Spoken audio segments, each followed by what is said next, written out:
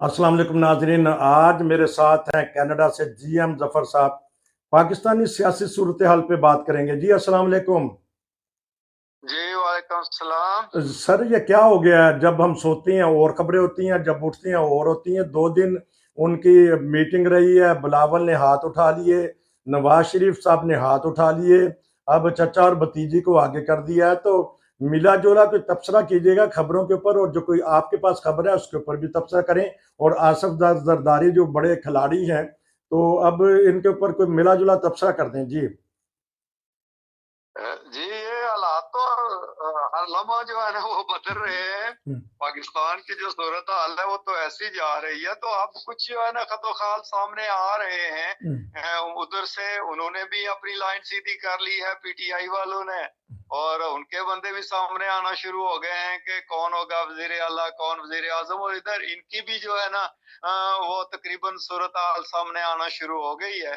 तो जिस तरह आपने कहा कि उधर शहबाज शरीफ को सामने लाए हैं और उधर जो है ना मरीम नवाज को पंजाब में, तो इनके पास और कोई चारा नहीं था। इनके पास अभी इनका जो अंदर खाते तय हुआ हुआ था वो यही था कि अगर वजीर आजम नवाज शरीफ साहब बनेंगे तो फिर पंजाब जो है ना वो शहबाज शरीफ साहब या हमजा के पास जाएगा।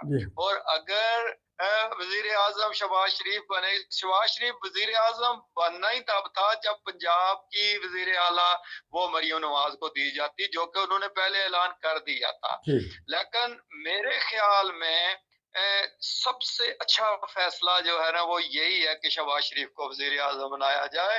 शहबाज शरीफ और आसफ अली जरदारी इस वक्त सबसे बड़े प्लेयर हैं फील्ड के अंदर। पीटीआई बड़ी पार्टी जरूर है, मगर पीटीआई को अभी तक एक तो कोई बंदा ना तो वो किसी के साथ बात करना चाहते हैं, ना उनका कोई बंदा ऐसा है जो बात करने के लिए तैयार है। और कोई खेल वो अपनी गेम कर रहे हैं, जो कि उनका अपना एक तरीकाकार है।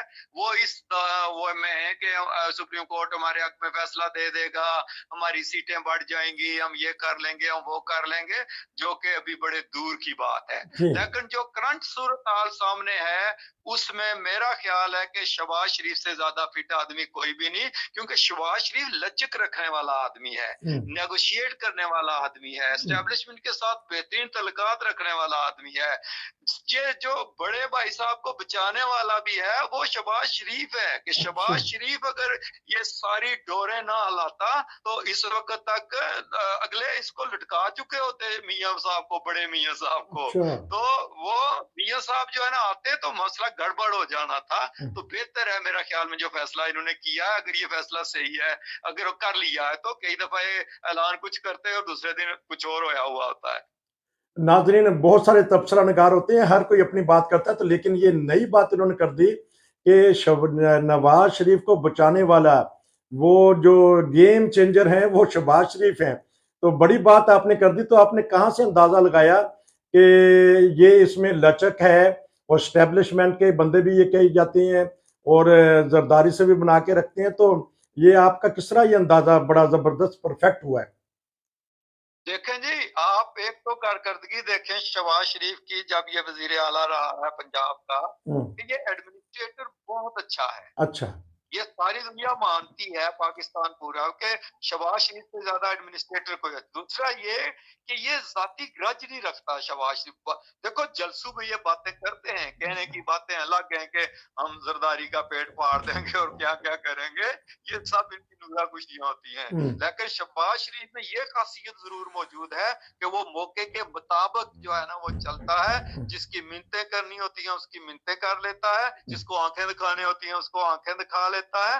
ये दोनों एक पेज पे चलते हैं, जरदारी और शहबाज शरीफ। मियां साहब का ये प्रॉब्लम है कि मियां साहब अपने आप को बहुत बड़ा समझते हैं, और मियां साहब जो है ना वो किसी के साथ बैठना या मियां साहब में थोड़ा सा यानी कि वो है पहलू के बदला लेने का जो है ना। और अभी भी इसीलिए खतरा था कि अगर मियां साहब आ जाते तो इस हुकूमत ने 6 महीने से ज्यादा नहीं चलना था, कि मियां साहब ने बेशक आकर ऐलान किया था कि हम बदला नहीं लेंगे, लेकिन उन्होंने बदला छोड़ना नहीं था। उन्होंने बिल्कुल जब वो पावर में आ जाते हैं तो फिर वो अपने, उन्होंने मुशर्रफ को भी बख्शा नहीं था, मुशर्रफ को तो बचाने वालों ने बचा लिया, लेकिन इन्होंने छोड़ना नहीं था मुशर्रफ को भी। तो बद, ये बात है कि मेरे ख्याल में शहबाज शरीफ सबसे फिट आदमी है मौजूदा सिनेरियो में। बदले की आग भड़कती रहती है नवाज शरीफ साहब ने और लचक दिखाते हैं, ये कहते हैं जी हम जफर साहब। बिलावल ने कौन सी गेम खेल दी है आज? अच्छा लगा है कि अब जब तबसरा वो करते हैं या प्रेस कॉन्फ्रेंस करते हैं जी। देखो अभी तक बिलावल ने सबसे ज्यादा गेन किया है, जो अच्छा। मेरे हिसाब में है कि जरदारी साहब ने ऐसी ग्रूमिंग उसकी जो है ना वो की है कि ना तो वो जल्दबाजी कर रहे हैं, ना उनको इतनी जल्दी है कि मैं बिलावल को वजीर आजम बनाऊं, वो अपने वक्त पर बन जाएगा। और अभी भी अगर वो ये जिद लगा देते तो बन सकता था, लेकिन वो जिद नहीं लगा रहे। दो चीजें हैं, एक तो ये कि ये वजारत उज़्मा एक कांटों की सेज है, ये जो भी वजीर आजम बनेगा उसको नुकसान ही होना है, उसकी बदनामी ही होनी है, इतने आसान काम नहीं है। और उस चैलेंज को शहबाज शरीफ शायद थोड़ा सा जो है ना, क्योंकि ये थोड़ा सा वो जिसको कहते हैं ना शेम प्रूफ किस्म का बंदा, तो ये वो बातें बर्दाश्त कर जाएगा, इसका वो नहीं है। उधर इसने बिलावल ने भी देखे कि उसको पता है कि ये आसान काम नहीं है, ये बड़ा मुश्किल काम है, इसलिए वो भी अभी तक यही मेरा ख्याल है कि काबीना में शामिल हो जाएंगे। लेकिन क्या वो अभी भी रहे हैं कि हम जो है ना वो कोई वजारत नहीं लेंगे, कोई शायद काबीना में ना, लेकिन हम सपोर्ट जरूर करेंगे। लेकिन मेरा जाती ख्याल ये है कि शहबाज शरीफ साहब ने मना लेना है इनको, वजारतें वगैरह भी दे देनी है, और अपनी पसंद की वजारत अगर मान गए बिलावल तो दे देंगे वो। और हो सकता है कि जरदारी साहब को जो है ना वो सदर भी बना दें। अच्छा। अगर जरदारी साहब को कोई एतराज ना हुआ तो, या इनके बंदे किसी को वो बना दें, लेकिन इनकी अंडरस्टैंडिंग है आपस में, ये जोड़ तोड़ कर लेंगे आपस में। तो नवाज शरीफ तो नहीं कहेंगे कि मुझे सदारत की कुर्सी का भी मजा चखा दी? नहीं, मेरा ख्याल में वो नहीं, सारा एक ही टब्बर ने तो सारा कुछ नहीं लेना, इसलिए मेरा ख्याल है कि मियां साहब को कहेंगे कि आप थोड़ा, आप हमारे रहनुमा हैं, आप बस आराम करें थोड़ा सा, और थोड़े हालात हमें सीधे करने दें, और आप पीछे बैठकर जो है ना वो हम आपकी मुशावरत से चलेंगे।